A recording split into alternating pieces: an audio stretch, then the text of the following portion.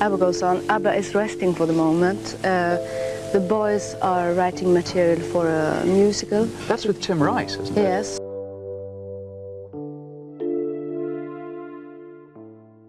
At 75 years old, Agnetha Faltskog has finally broken her silence on the one topic ABBA fans never stopped asking about, her past with Björn Ulvaeus.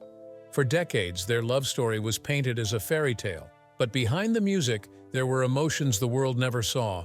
After years of mystery, Agnetha has now confirmed what many suspected, and it's not what anyone expected. She isn't telling this story with bitterness, but with honesty, revealing why she walked away, what truly happened behind the scenes, and how she feels about Bjorn today. Join us as we uncover the truth Agnetha has held on to for a lifetime. 2 stars on a collision course. Before the world ever heard of ABBA, 2 young artists were unknowingly moving toward each other, their paths destined to meet in a way that would change both their lives and pop music forever. Agnetha Faltskog grew up in the small Swedish town of Jönköping, far from the glamour of the international music scene. She was quiet and reserved, but her love for music was strong from an early age. By her late teens, she was already writing her own songs and performing with local dance bands. Her first single, I Was So in Love, written when she was just 17, quickly climbed the Swedish charts. Despite her natural talent and early fame, Agnetha was still a humble and somewhat shy young woman. She wasn't used to attention and often found the pressures of the industry overwhelming. Around this time, she became entangled in a short-lived and painful engagement to German music producer Dieter Zimmermann. It was a publicity-driven relationship, one she later discovered had been arranged to boost her career in Germany rather than built on love. When she realized this, she called it off, leaving her heart bruised, but her spirit stronger. It was one of her first real lessons in the difference between the image the world sees and the truth that lies behind it. Björn Ulvaeus, meanwhile, was already making a name for himself in Sweden's music world. As a member of the Hootenanny Singers, one of the country's most popular folk groups, he had gained experience as a performer, guitarist, and songwriter. Bjorn was driven by ambition and discipline, qualities that would later define his work with ABBA. He was determined to build something lasting and believed deeply in the power of collaboration. In 1966, Bjorn met Benny Andersson, then a member of the Hep Stars, another leading Swedish pop band. Their meeting marked the beginning of a lifelong creative partnership. Together they began writing songs, and their early success hinted at something extraordinary taking shape. But Bjorn's personal life was about to change just as dramatically as his musical one. The turning point came in 1969. While in a studio with Benny and producer Stig Andersson, Bjorn heard a song playing on the radio, sung by a young woman with a voice that immediately caught his attention. That woman was Agnetha Faltskog. Captivated, he asked to see her picture and soon declared that he thought he was in love. He hadn't even met her yet. Fate quickly intervened. A few months later, they were both booked to appear on the same TV show where they sang a duet together. The chemistry was instant and undeniable. Agnetha, the shy singer who'd been hurt before, met Bjorn, the confident songwriter who had just found the muse he didn't know he was looking for. It wasn't just a performance. It was the start of a partnership that would soon become both romantic and musical. Bjorn later admitted, "I think I loved her before I met her." That magical meeting was the spark that lit the fire, and what came next would make history. Love, music, and the dream of a perfect union. When Agnetha Faltskog and Björn Ulvaeus first met, their bond grew quickly. But it was not only their personal connection that stood out, it was the way their relationship developed under public attention. From the beginning, they were seen not just as 2 rising artists, but as a potential power couple. While fans saw a beautiful romance, what truly built their connection were the moments no one saw. The quiet conversations, the support they gave each other, and the belief that love and music could exist together in harmony. Their relationship blossomed during a time when both were constantly on stage, performing across Sweden. They often appeared on the same shows and music programs, slowly becoming a familiar duo. Behind the scenes, though, it was much more intimate. Agnetha and Bjorn shared secret kisses backstage and made whispered promises about their future. They spoke of things beyond fame, simple dreams like shared meals, a peaceful home, and having children one day. While they were falling in love, they also began merging their talents. Bjorn admired Agnetha's natural feel for melody and emotion, while Agnetha respected his disciplined approach to songwriting. They started to appear on each other's recordings, experimenting with harmonies and vocal blends. Their chemistry wasn't just romantic, it was creative. Together, they found a rhythm that felt natural, as if their voices and hearts moved in the same direction. The public saw two young stars smiling for cameras, but what they didn't see were the evenings spent writing, listening, and encouraging each other's dreams. Music became their shared language, and from that connection, trust was built. They believed their love could anchor anything, even a life in the spotlight. By 1971, they were deeply in love, but their lives were already hectic. Their careers were climbing, their schedules were packed, and attention from the media was growing. Still, they chose to marry, but in their own way. Instead of a grand public event, they planned a private wedding away from crowds and noise. It was a wedding in disguise, almost hidden, with only close family and a few friends. It was their moment, untouched by cameras. During the ceremony, Agnetha and Bjorn made personal promises. They spoke of building a home where music and family could coexist. They imagined mornings with children, nights with songs, and the comfort of knowing they had each other, no matter how demanding the industry became. These vows were heartfelt. They believed love would be their anchor against fame's pressures. After the wedding, they settled into a modest apartment, hoping for a peaceful start to married life. Agnetha continued releasing solo music while Bjorn worked with Benny on songwriting. Though they were busy, they tried to protect their relationship with quiet routines, late dinners, handwritten notes, and rare weekends alone. They truly believed they could balance everything: love, family, and international success. But the world was moving faster than they expected, and soon, the demands of fame would begin testing the very promises they held dear. But what happens when love meets the pressure of worldwide fame? ABBA is born. By the early 1970s, Agnetha Faltskog and Björn Ulvaeus were living what seemed to be a dream. They were young, talented, newly married, and surrounded by creative energy. Along with Benny Andersson and Annie Frid Lyngstad, they were about to form a group that would soon become one of the biggest musical acts in history, ABBA. But while the world saw a fairy tale story of success, the truth behind the scenes was far more complicated. The same fame that made them global icons would also become the greatest test of their marriage. ABBA's beginnings were full of promise and excitement. In 1972, the four of them, Agnetha, Bjorn, Benny, and Annie Frid, recorded their first songs together. Their manager, Stig Andersson, believed that their mix of talent and catchy pop melodies would make them international stars.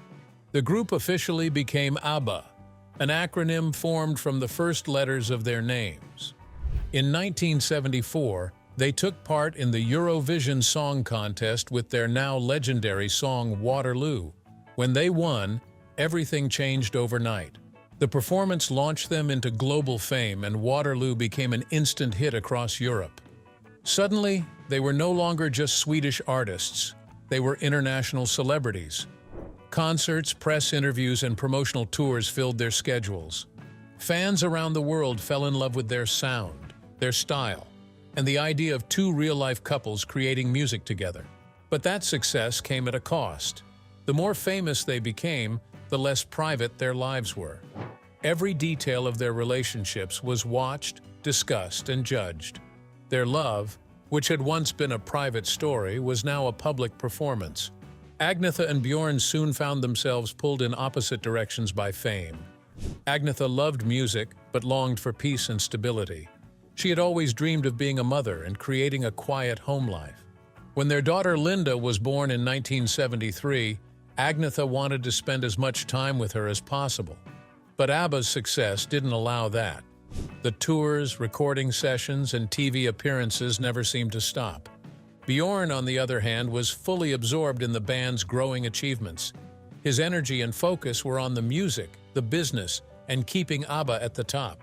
He thrived under the pressure, while Agnetha began to feel lost in it.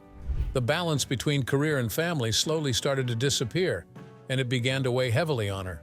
Behind the glamorous photos and polished performances, life was exhausting. The group was constantly traveling from one city to another, one interview to the next. Agnetha's fear of flying made things even harder.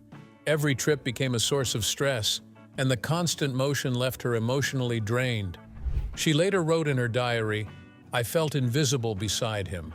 Those simple words captured years of quiet pain.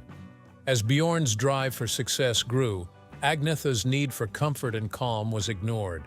The woman who once sang love songs beside her husband began to feel like she was disappearing from his world.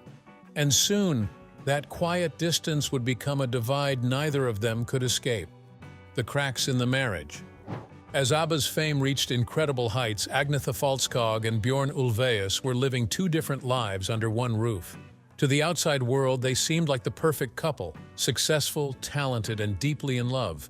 But behind closed doors, things were slowly falling apart. What once brought them together, music and shared ambition, was now pulling them apart. Their differences, which had once felt charming and complementary, began to clash in painful ways. Bjorn was a perfectionist. He lived for structure, goals, and creative achievement. Whether it was writing lyrics or organizing studio sessions, he approached everything with focus and discipline. He thrived on long hours in the studio, planning ABBA's next steps and ensuring every song met his high standards. To him, the success of the group was proof that their hard work was paying off. Fame didn't scare him. It motivated him. Agnetha was very different. She was sensitive, emotional, and deeply attached to her role as a mother and a partner. While she loved performing and singing, she valued peace and personal connection even more. The constant touring and attention from fans left her feeling drained. She didn't crave the spotlight. She wanted time to breathe, to be home, and to raise her children without the pressure of cameras always watching. This difference in priorities became one of the biggest sources of tension between them.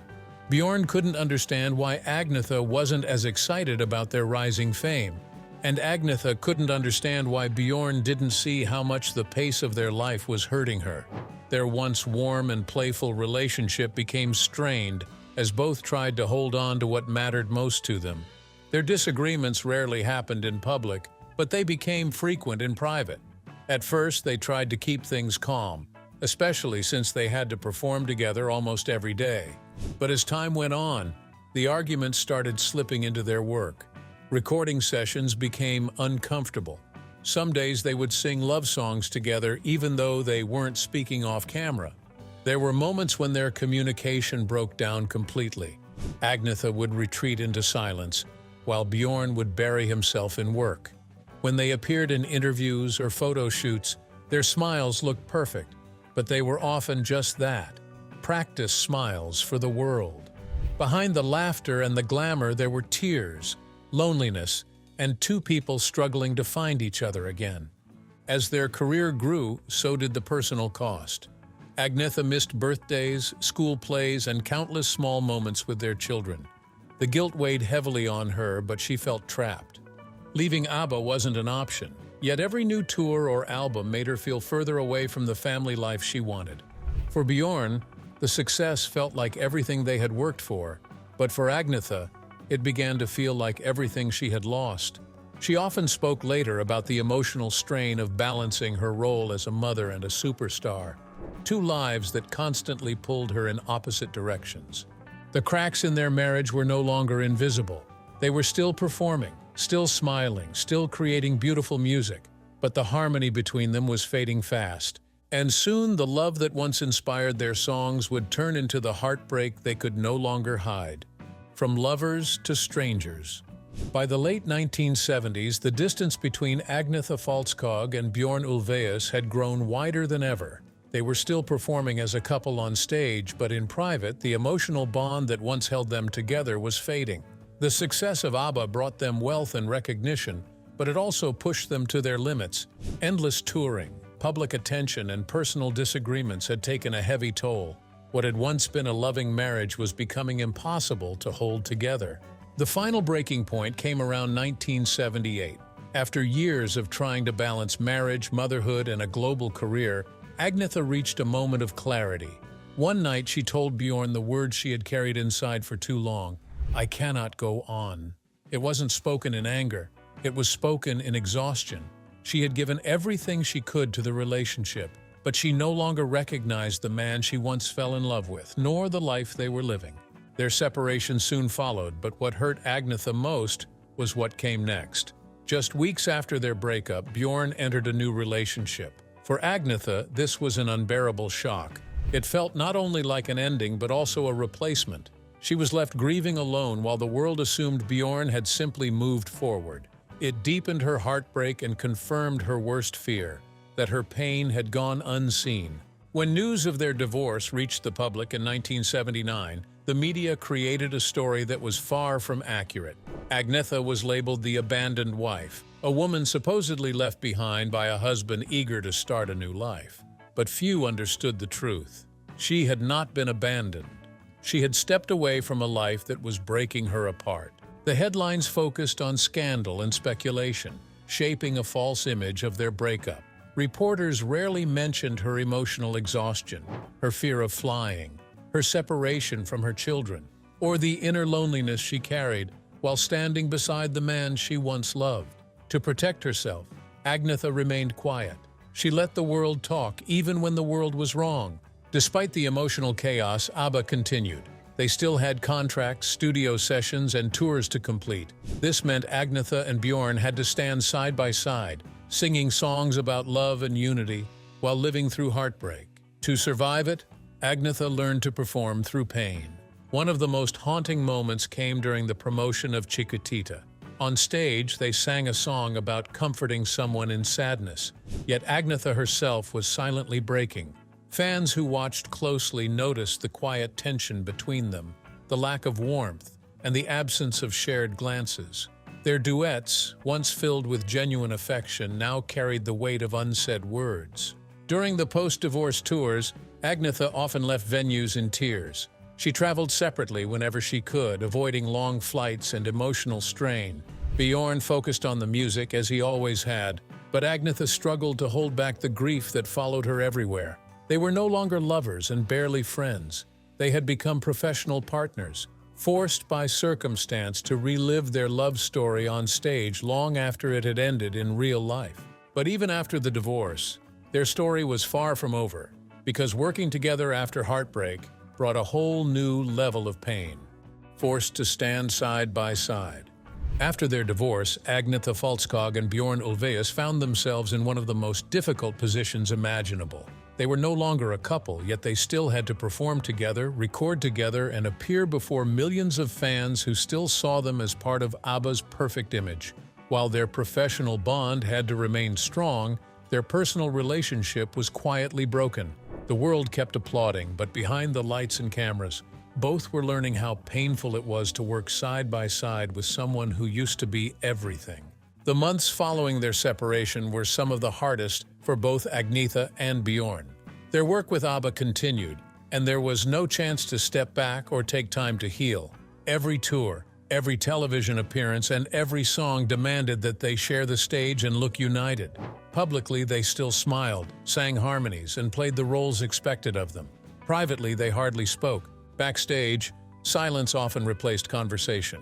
They would walk past each other in dressing rooms without exchanging a word, only coming together when the music required it. On stage, they sang lyrics about love, trust, and devotion, even when those feelings no longer existed between them. The connection that had once come naturally now felt like a performance. It was professional harmony masking personal heartbreak. For Agnetha, it was emotionally exhausting. Each show reminded her of what she had lost, forcing her to relive their love story in front of strangers night after night. Bjorn, ever the professional, focused on keeping things running smoothly. He separated his emotions from the work, determined to maintain ABBA's success, even if it meant suppressing the pain. But the act of pretending was draining for both. Over the years, Bjorn has spoken about the divorce with a sense of practicality. He once said that their breakup, while painful, ultimately brought out some of ABBA's most heartfelt music. He believed that the emotions they were experiencing, sadness, longing, and regret, translated into the songs and made them more powerful. To him, the personal heartbreak had, in a way, strengthened their art.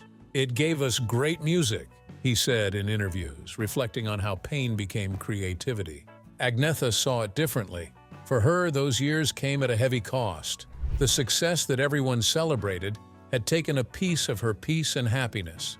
"It cost me myself," she later admitted, expressing how the pressure, heartbreak, and constant public exposure had left her emotionally worn out. She was proud of the music they made, but the memories behind it were too painful to celebrate. But even after the stage lights dimmed, Agnetha's need to find peace and reclaim her life was only just beginning. Agnetha's disappearing act. After ABBA's final years together, Agnetha Faltskog made a decision that surprised the world, but made perfect sense to her. She stepped away from fame completely.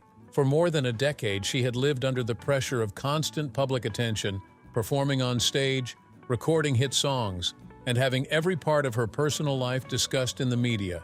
When the group finally went quiet, she saw her chance to reclaim her life. What followed was not just a break from music, but a deliberate withdrawal from everything that had once defined her. In the early 1980s, once ABBA's activity slowed down, Agnetha retreated from public view. She moved away from Stockholm's busy entertainment scene and focused on her children, Linda and Christian. After years of travel, hotels, and photo shoots, she finally had time to live like a normal person again. Her days became centered around her family and the simple routines she had long missed, taking her kids to school, cooking at home, and enjoying quiet moments without cameras following her. Agnetha rarely gave interviews during this time. When she did, she spoke calmly and honestly about needing space to heal and to find herself again. After years of performing, she said she wanted to live quietly, far away from the chaos that had consumed her youth. She was no longer running from something. She was choosing herself instead.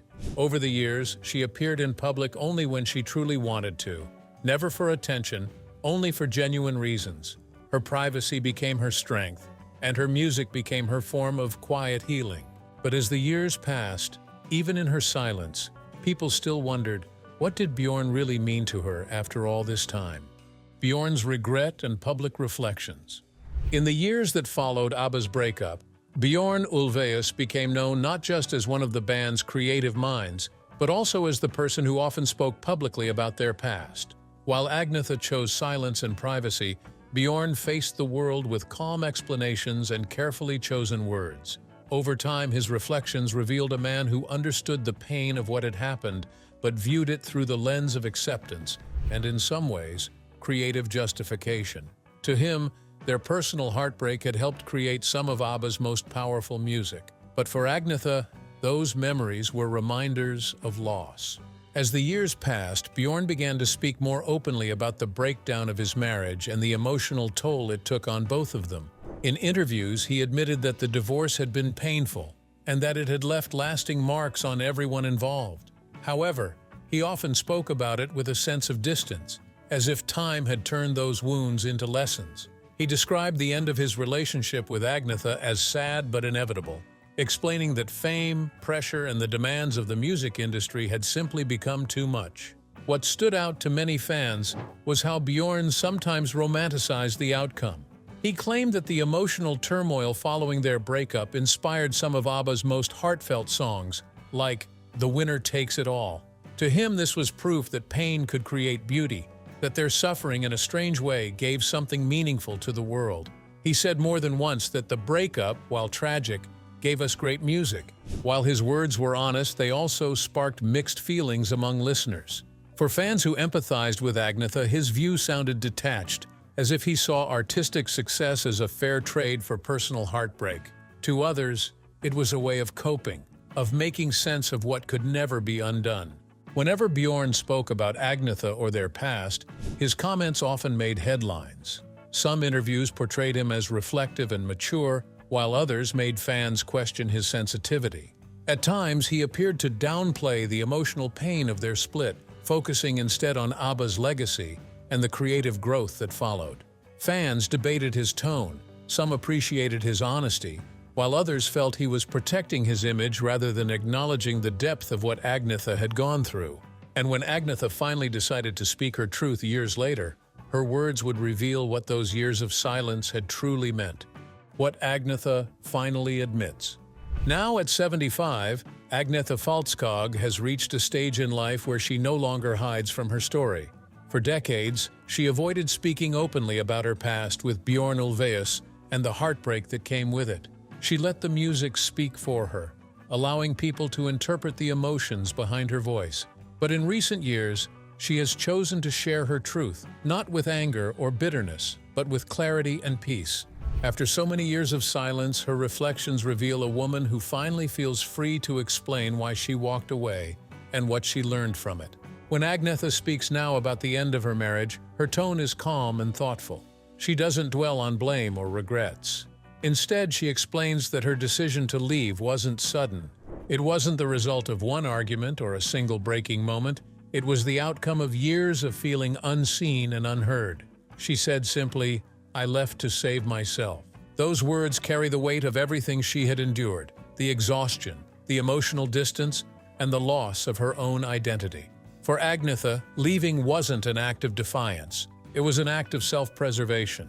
She has said that if she had stayed, she would have lost herself completely to a life that no longer felt like hers. She wanted to rediscover her voice, not as a performer in a famous group, but as a woman who had the right to choose peace over pressure. Even now, she doesn't criticize Bjorn harshly. She acknowledges that they were both young, ambitious, and under extraordinary stress. Their love had been real, but it could not survive the constant attention and demands of fame. What comes through most in her words is honesty, a kind of quiet acceptance that love can be both beautiful and painful, and that sometimes walking away is the only way to stay whole. When asked how it feels to perform songs that were born from her love and pain, Agnetha smiles softly. She explains that those songs no longer hurt her. Instead, they remind her of who she was and how far she's come. She can sing them now with peace, not sadness. The emotions are still there, but they belong to a younger version of herself, a woman who loved deeply, lost deeply, and survived it all. If you enjoyed this deep dive into Agnetha's untold story, don't forget to like, subscribe, and hit the notification bell so you never miss a powerful story behind the music.